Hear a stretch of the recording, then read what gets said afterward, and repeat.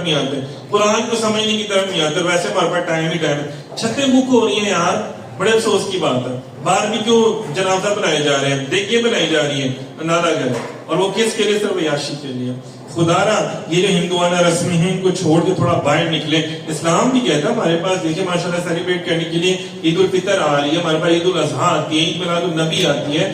हर जुम्मा मोमिन के लिए जो है वो ईद का दिन है, और जिस पे अल्लाह की रहमत और बरकतों का नज़ूल हो जाए। हर चीज खेल खेलें, क्रिकेट भी है और कितनी चीजें। खुद नबी पाक सल्लल्लाहु अलैहि वसल्लम ने स्विमिंग किया, आपने मैराथन रेस किया, दौड़ में बेकायदा आपने जनाब हिस्सा लिया करते थे, और साहबा को भी कहते थे आप भी करें। तीर अंदाजी उस दौर में जो असलहा चलाते थे, जिहाद करना सीखा। हमारे यहाँ पर क्या है, अंदाजा करें, एक तलवार क्या एक बंदूक तो हमसे पकड़ी नहीं जाती, और नाम से, लड़ाई के नाम से वैसे ही हमारे शलवारें गीली हो जाती।